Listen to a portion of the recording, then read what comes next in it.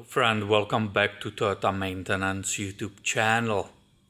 2005 Toyota Sequoia 4-wheel drive with approximately 175,000 miles on the odometer.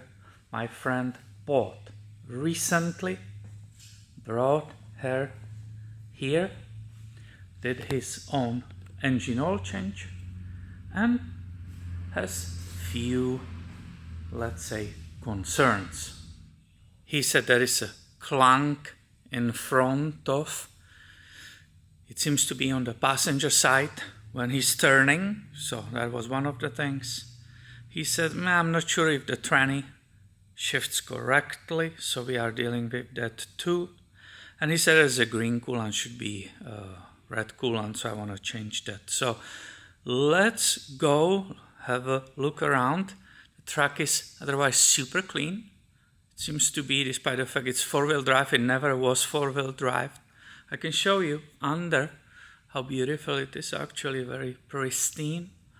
And we will, in this video, focus on that clunk, metal sounding clunk, which is somewhere front. He said, can you please, when you will be doing the services, can you look, can you try to find it? I hope it's not a lower ball joints or upper ball joints and so on. So let's go and have a look together. The previous owner was very particular. Look at it.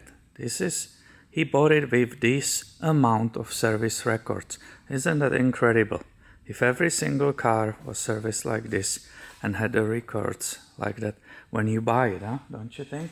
That's more like for some Bentley or a Rolls Royce.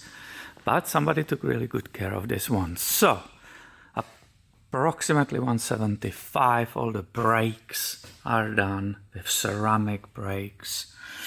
There are aftermarket Bilsteins. You can probably see already that blue and yellow color. And we will go forward. There's nothing on the propeller shaft or the U-joints and so on are perfect.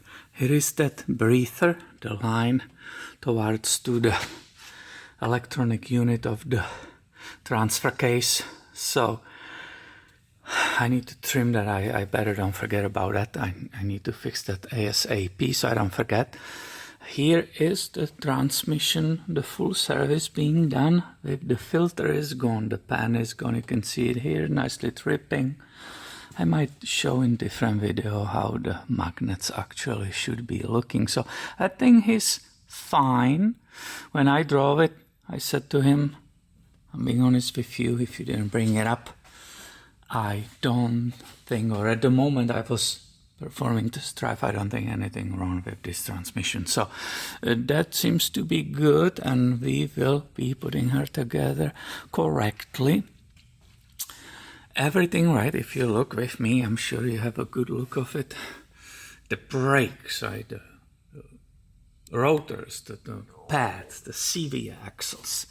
As I said, he did his own oil change. I thought it was Mobile 1 when I looked from above, but it's a frame. So actually, but he said he will use in the future the OEM Toyota filters.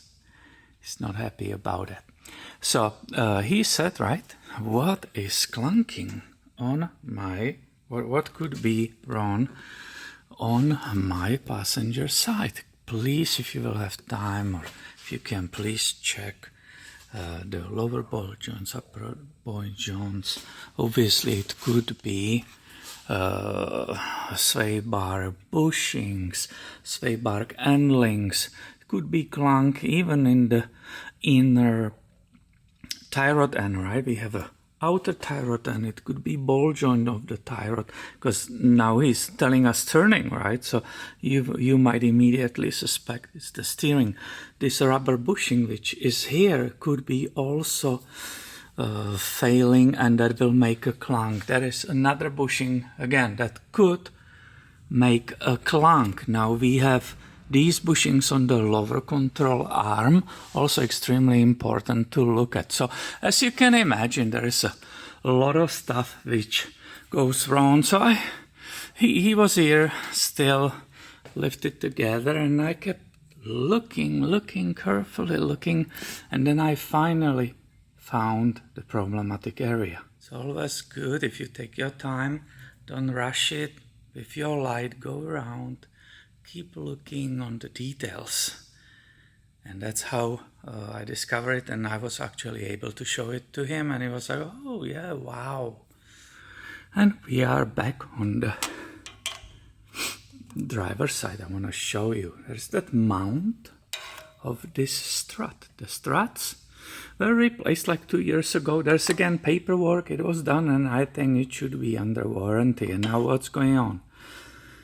This lower mount where this bolt is, and it's attached to the lower control arm. There are these two parts. You see them, correct? And that shock should be on that bushing nicely right in the center between these two brackets. And it is like that on this side. Let me show you what's happening on the other side.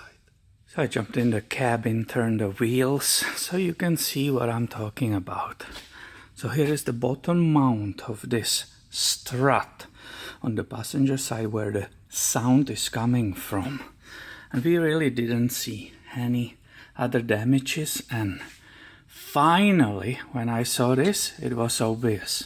So if you look right here, there should be equal space between this bracket, strut, should be the same space between here and back here.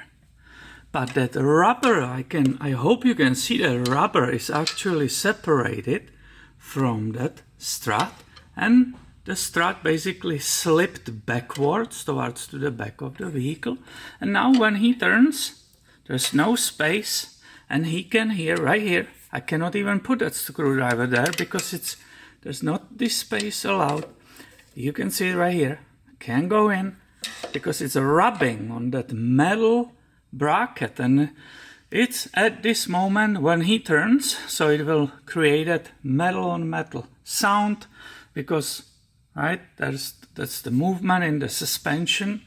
But basically it will start rubbing even more a little bit later, and anytime he will go over the bump it will make right, because the compressing that strut, it will rubbing more and more in the future. So this is beginning. He can hear it only while he is turning.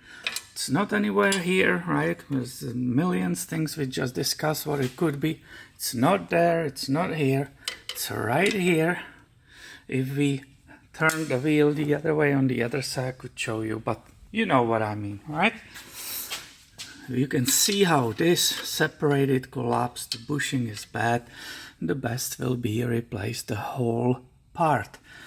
What I said, it's only 2 years old, so if it was done by me, I will be able to get the warranty, I'm assuming so, because they are less than 2 years old. However, it was done, he bought it 6 hours away from here, so I don't think he will be driving there to get some warranty repair. He will probably go ahead and replace just one side.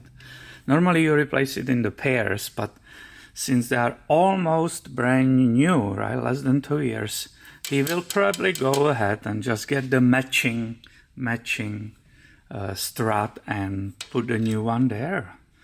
So this is causing metal clunk while turning.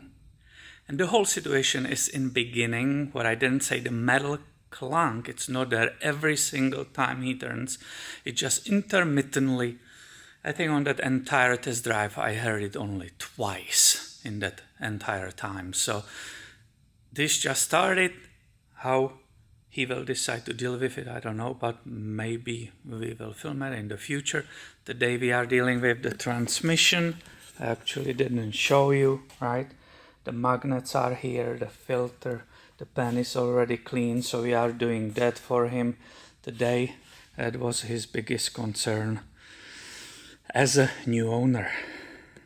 So I will keep working for him on these projects. If he will bring it in the future to my shop, which I assume he will, we will keep filming all kinds of repairs on it. If you enjoy this video, please giving thumb up and be subscribed. I have way more coming your way soon in the future. Thank you for watching. Thank you for supporting this channel, and have a wonderful day, my friend.